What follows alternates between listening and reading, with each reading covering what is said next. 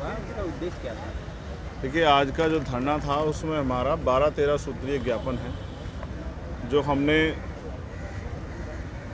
महामहिम राष्ट्रपति जी के नाम दिया है। क्योंकि देश की जो सरकार है, चाहे वो केंद्र की हो या उत्तर प्रदेश की, उनसे बहुत ज़्यादा उम्मीदें नहीं रही, क्योंकि उनकी सरकारों में तो जिस तरह से बहुजन समाज के ऊपर अन्याय अत्याचार हो रहा है, ये इससे स्पष्ट होता है कि वो उनका बस चले तो वो हमसे रोटी खाने का अधिकार भी छीन लें। तो बहुत सारी मांगे हैं, और वो सारी मांगे, एक व्यक्ति पे हमला हो, उसकी जान चली जाए, कोई फ़र्क नहीं पड़ता, लेकिन जो समाज के साथ अन्याय हो रहा है, जो रोज़ बहन बेटियों के साथ रेप हत्याएं हो रही हैं, जो मणिपुर में हो रहा है, जिस तरह से शराब पी के जो है कोई पेशाब कर दे रहा है, कोई जूते चटवा रहा है, कोई जूते में पानी पिलवा रहा है, कोई मूछें रखने पर हत्या कर रहा है, कोई गरीबों की ज़मीन छीन ले रहा है, कहीं बहन बेटी पे तेजाब डाल के रेप करके उसको कुएं में डाल दिया जा रहा है, कहीं जो है मटकी छूने पर हत्या हो रही है। इस अन्याय का जवाब देने के लिए आज हमने भीम आर्मी आज़ाद समाज पार्टी के सभी कार्यकर्ताओं को दिल्ली कूच करने के लिए कहा था, और हमने ज्ञापन दिया है, और 15 दिन का उनको समय दिया है। 15 दिन के बाद हम अपनी रणनीति तय करेंगे कि आगे की लड़ाई हमको कैसे लड़नी है। प्रमुख मांगे क्या हैं आपकी इसमें? देखिए, हमारी पहली मांग है, भारत क्योंकि गणराज्य है, यहाँ लोकतंत्र है, तो जनता के हितों का ध्यान रखना चाहिए। उसमें भी जनता में भी उस आबादी का जो सदियों से अन्याय अत्याचार सहती रही, जिसके साथ जुर्म जाती हुई, और आज भी जो तमाम तरह की मुसीबतों की शिकार है, गैर बराबरी की शिकार है। हमारी पहली मांग ये है कि उत्तर प्रदेश में पिछले 10 सालों के अंदर एक भी शेड्यूल कास्ट का जज HJS के जरिए भर्ती नहीं हुआ। ये एक षड्यंत्र बना के, ऐसा ही पिछड़ी जातियों का हाल है, जबकि हमें 21.5% आरक्षण है, 27% पिछड़े वर्ग का आरक्षण है, फिर भी उन्होंने किस तरह से हमें रोका जाए। जब वो हमें कंपटीशन में नहीं रोक पाते, तो उन्होंने इंटरव्यू में एक बैरियर लगा दिया कि 80 से ज़्यादा नंबर आने चाहिए, और इंटरव्यू में नंबर देने वाले उनके लोग हैं, तो वो 70 से 79 के बीच देके हमारे लोगों को रोक देते हैं। ऐसा एक मामला आपने एक आदिवासी बच्ची के साथ भी सुना होगा। ये एक षड्यंत्र है हमें जो हायर जुडिशरी से रोकने का, क्योंकि HJS के जरिए जो भर्ती होगा वो 10 साल में हाईकोर्ट का जज बनना है, और जब हाईकोर्ट में हमारे लोग होंगे तो हमारे साथ जो अन्याय हो रहा है वो कहीं ना कहीं जो है ना, उस पर रोक लगेगी। इसलिए हमारी मांग ये है कि हायर जुडिशरी में SC ST OBC को जनसंख्या के आधार पे आरक्षण जो है की व्यवस्था की जाए। हमारी दूसरी मांग है कि आपने SC ST आयोग बनाया हुआ, उस आयोग का फ़ायदा क्या है? उसका काम है ये कि जो SC ST के साथ अन्याय अत्याचार हो रहा है उस पर निगरानी करे, लेकिन आपको जान के अचरज होगा कि 20-20 हज़ार फाइलें पड़ी हैं, कोई पूछने वाला नहीं है, इतने ज्ञापन जाते हैं, कोई सुनवाई नहीं हो रही है। इन सब से ये महसूस होता है कि हमारे ज्ञापन शायद वहाँ कोई देख भी नहीं रहा है। और कुछ स्टेट तो ऐसे जैसे बिहार है, वहाँ आयोग ही नहीं है, उत्तर प्रदेश है, अभी आयोग के अध्यक्ष ही नहीं है 2.5 साल से। इसका मतलब इन सब संस्थाओं का, जो संस्थाएँ हमारी पैरवी के लिए थी, हमें संरक्षण देने के लिए थी, उनको पंगु बना के सरकारों ने छोड़ दिया। इसलिए हमने मांग की है कि SC ST का एक तो जो जज हो वो कोई पॉलिटिकल आदमी होने की बजाय उसको हाई कोर्ट या सुप्रीम कोर्ट के जज को बनाया जाए, जिसको जानकारी अपने अधिकारों की। और दूसरा, जिला लेवल तक भी आयोग का गठन किया जाए, और उनका काम हो कि वो SC ST के साथ जो अन्याय अत्याचार हो रहे हैं उन पर निगरानी रखे, और जो अधिकारी, चाहे वो इन्वेस्टिगेशन में या जो और कहीं किसी उसमें एविडेंस पे जो गलतियां की जा रही है, उनको पकड़ के ऐसे अधिकारियों पे कार्रवाई करने का काम करें, सेक्शन 4 में मुकदमा दर्ज कराने की मदद कराएं। हमारी तीसरी मांग है, जो बहुत महत्वपूर्ण है, एक्ट से जुड़ी हुई है। हमने मांग की है कि एक्ट में प्रावधान है कि 7 साल से ज़्यादा प्रैक्टिस किए वकीलों की एक पैनल बनेगा, जिसका काम होगा कि वो कोर्ट की पैरवी पर निगरानी रखें। हम लोग लीगल में सबसे पीछे रहते हैं, इसलिए हम लीगल को मजबूत करने के लिए हमने मांगे की हैं। क्योंकि 2018 में जब संशोधन हुआ एक्ट में, बीजेपी ने इसका बहुत गुणगान किया कि हमने एक्ट में वो किया, लेकिन उस एक्ट को इतना कमज़ोर कर दिया है, उसमें प्रावधान है कि 60 दिन के अंदर सज़ा होनी चाहिए। आप बताओ कितने मुकदमे में 60 दिन के अंदर सज़ा हो रही है?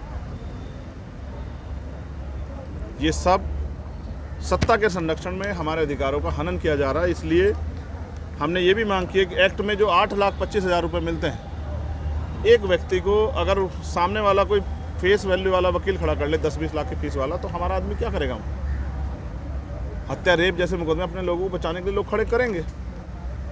तो ऐसे में हमारी तरफ से कौन वो होगा? इसलिए हमने मांग की है कि SC/ST के जो हीनियस क्राइम, जैसे वो 307 का मामला हो, वो 302 का मामला हो, वो 376 का मामला हो, हत्या, रेप, ऐसे मामलों में, इरादतन हत्या या अपमान के मामलों में 50 लाख रुपए की आर्थिक मुआवजा जो है वो पीड़ित के परिवार को मिले, प्लस उसको एक सरकारी नौकरी मिले कि जिनके परिवार से व्यक्ति चला गया उनको अपने पैरों पर खड़े होने का अवसर मिले। प्रमोशन में रिजर्वेशन SC/ST OBC के सभी कर्मचारियों के लिए जो आर्टिकल 16(4) ये कहता है प्रमोशन में रिजर्वेशन की व्यवस्था सरकार कराए। सुप्रीम कोर्ट ने आदेश दिया कि होना चाहिए, लेकिन ये कह दिया कि सरकार चाहे दे सकती है, कोई सरकार नहीं देगी क्योंकि हमारी सरकार तो है नहीं बहुजनों की। तो इसलिए हमने मांग की प्रमोशन में रिजर्वेशन SC/ST OBC कर्मचारियों को दिया जाए। फिर हमारी ये मांग है कि जाति आधारित जनगणना हो।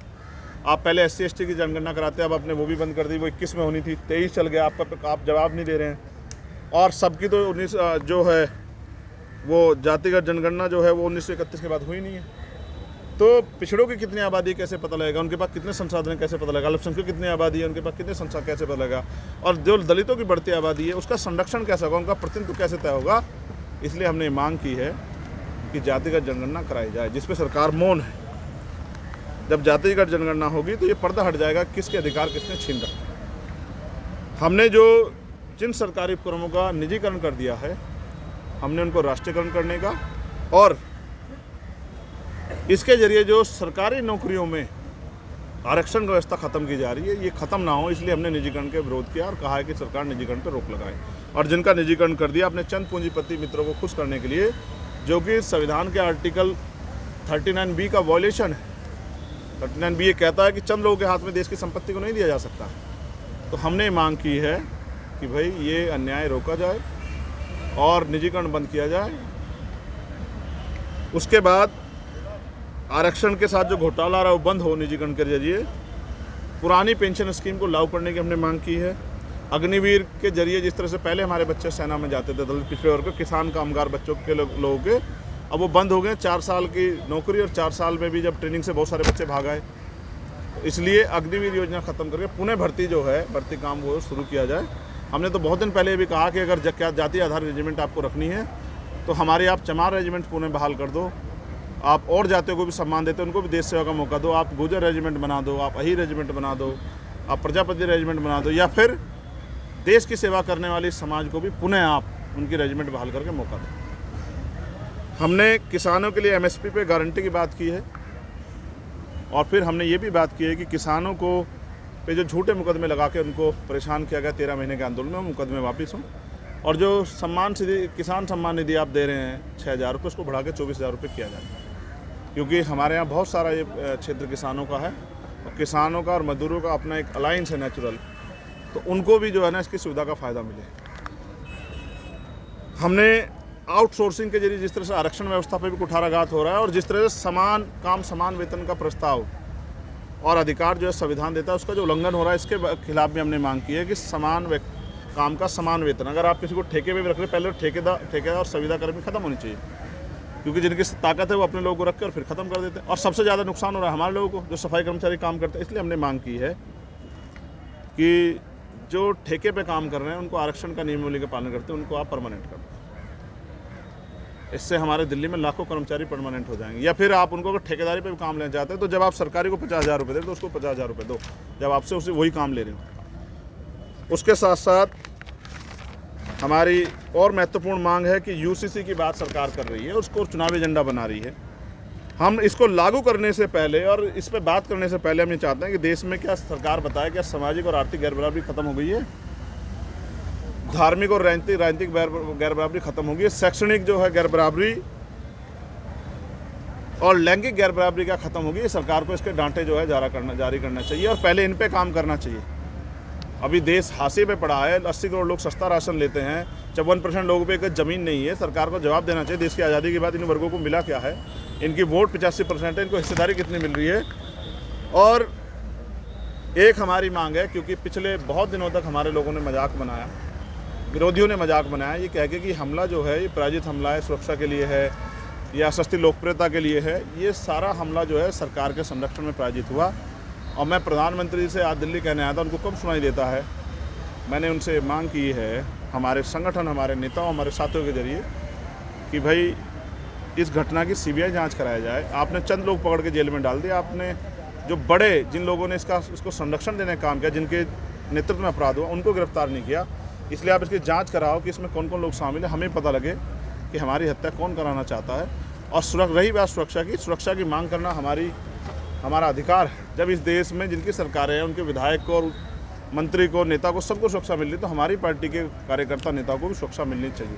हम भी टैक्स देते हैं, वो भी टैक्स देते हैं। सरकार का जो पैसा जिससे उनको संरक्षण मिलता है, सुरक्षा को, वो सारा आम आदमी का पैसा है, किसी गरीब लोगों का पैसा है। उस पैसे जब आप उनको सहूलियतें देते हो तो देश के विपक्ष के जो नेता उनको क्यों देते हैं? इसलिए हमने उनसे सुरक्षा की मांग की है। लेकिन सुरक्षा से पहले जो मैंने आपको बताया कि मेरी सुरक्षा तो हो जाए, विनयतन सिंह जी की, आवेश जी की, जतिन जी की, अमित कसाना, रविंद्र भाटी की सुरक्षा कैसे हो, इसका भी संज्ञान सरकार को लेना चाहिए। जो सत्ता संरक्षण में हत्या हो रही बंद होनी चाहिए। और एक मांग हमने की है कि मॉब लिंचिंग पे कानून बनना चाहिए। तो मेरा ऐसा मानना है, सरकार हमारी मांग नहीं सुनेगी तो इसके खिलाफ हम जन आंदोलन करेंगे।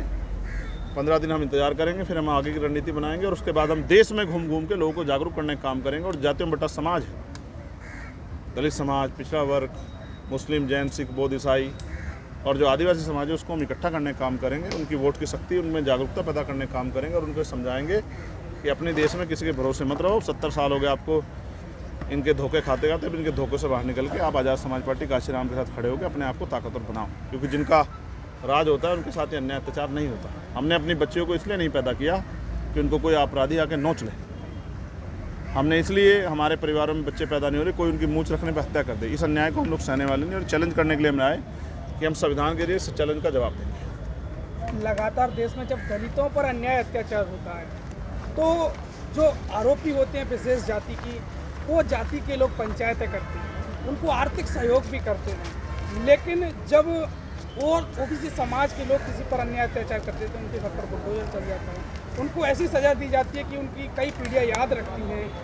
तो इस पर आपका क्या विचार? कानून, भारत में कहते हैं कानून सबके लिए जन्म से अधिकार है, लेकिन कानून यहाँ ताकतवर लोग कानून से खेलते हैं और गरीबों के लिए कानून जो है ना वो गले की फांस बन जाता है। मैं कानून का पालन करना चाहता हूँ, लेकिन मैं चाहता हूँ कानून के नाम पे किसी एक समुदाय को प्रताड़ित ना किया जाए, किसी एक समुदाय को छूट ना दी जाए। और देखो, फिर आप मेरी मानो, मेरे कहने से कुछ नहीं होगा। समाज अब तक तैयार होकर अपनी राजनीतिक ताकत नहीं बनाएगा। इस अन्याय को समाज को सहना पड़ेगा, क्योंकि यहाँ लोकतंत्र है। वो चाहें तो किसी गरीब के बेटे को भी ताकतवर बना सकते हैं और किसी अमीर को भी कुर्सी से उतार सकते हैं। तो देश भर से आपने स्टेटों में बहुत नालायक सरकार, ज़्यादा उम्मीद नहीं करता, लेकिन अपने समाज को समय समय पर जागरूक करना भी जरूरी है। आगे 2023 का चुनाव आ रहा है, मध्य प्रदेश, राजस्थान, छत्तीसगढ़, तेलंगाना का, और फिर 2024 का भी चुनाव है। हम इस देश में अपने आगे संविधान को छिन्न भिन्न होते हुए उसके अधिकारों को ख़त्म होते नहीं देख सकते। हम सिपाही हैं मिशन के, हम लोग लड़ेंगे। इसलिए समाज को अभी से तैयार कर रहे हैं कि वो, और आज अग्नि परीक्षा थी कार्यकर्ताओं की, इतनी धूप में भी लोग डटे रहे। इससे स्पष्ट होता है कि बिहार में आज़ाद समाज पार्टी के कार्यकर्ताओं बहुत सारा उन्होंने कमर कस ली। आज़ाद समाज पार्टी का क्या स्टैंड है 2024? अभी 2024 दूर है। एनडीए मैं फिर आपसे कहूँगा कि हमने सभी लोगों को आजमाया और हमारे हिस्से में क्या है ये आप बेहतर जानते हैं। मैंने आज साथियों से भी कहा, जो विपक्ष दल के लोग आए थे, कि अपने अपने स्टेटों में भी सुधार करना चाहिए। जैसे मैंने आज बिहार वाली सरकार का, सामाजिक न्याय की सरकार है हमारी वहाँ, कि भाई अपने यहाँ आयोग तो बना लो, आपके यहाँ जो न्याय है उस पर तो ठोस कार्रवाई कर दो, विश्वास तो पैदा होने दो समाज में। कांग्रेस की सरकार है राजस्थान में, मैंने उनसे भी कहा कि आपके यहाँ रेप, हत्या, इतने अन्याय अत्याचार हो रहे हैं, आप आँख बंद करके क्यों बैठे हैं, अपने नेताओं को कहो। तो मैं व्यक्तिगत रूप से आपसे कहूँगा, बाकी पार्टी की लीडरशिप का जो आदेश होगा, जो उनका स्टैंड होगा, मैं उसी पे बात कर सकता हूँ। आज मैं ये कुछ बड़ी बात इस पर नहीं कह सकता, लेकिन अभी 2023 के चुनाव के लिए पार्टी ने मेरी ड्यूटी लगाई है। छत्तीसगढ़, राजस्थान, तेलंगाना, मध्य प्रदेश में आज़ाद समाज पार्टी अपने बलबूते मजबूती से लड़ेगी। और हमारा प्रयास रहेगा छोटे छोटे दल को लेके, जिस तरह से हमने करके भी दिखाया 12 फरवरी को भोपाल में, हम एक बड़ी ताकत बना के सत्ता की चाबी अपने हाथ में लेने का काम करेंगे। आप एनडीए, इंडिया से कोई अलग गठबंधन बनाना चाहते हैं क्या? नहीं, हम तो बहुजनों का गठबंधन बनाना चाहते हैं। तो अलग ही हुआ ना। अगर किसी के गठबंधन में बहुत सारे लोग हैं, किसी के में कम लोग हैं, लेकिन अगर उनके किसी के भी गठबंधन में हमारे मुद्दे हो, क्योंकि देखो, हम अगर किसी के साथ जाएंगे तो हम अपने मुद्दों के साथ जाएंगे, अपने समाज की सुरक्षा के लिए जाएंगे, अपने समाज के सशक्तिकरण के लिए जाएंगे, अपने समाज को अपने पैरों पर खड़ा करने के लिए जाएंगे, ना कि कुर्सी के चक्कर में। तो हम अपने जिसके साथ जाएंगे, जो हमने आपको एजेंडा बताया, ये हमारा एजेंडा है 2023 का भी, 24 का भी, ये हमारा घोषणा पत्र भी है। हम ताकत में आएंगे उसको लागू करेंगे।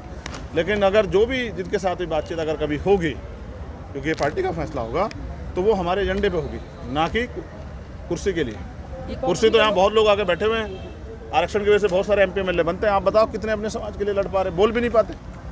जिस तरह से आदिवासियों के साथ मणिपुर में हो रहा है, उन बच्चों के साथ कौन जवाब देगा? रूह कांप जाती है, नींद नहीं आती है, जिस्म छन्नी हो जाता है, जो अन्याय हो रहा है, कौन जवाब देगा? कैसे रहेंगे बहन बेटे सुरक्षित? बीजेपी की सरकार है केंद्र में भी।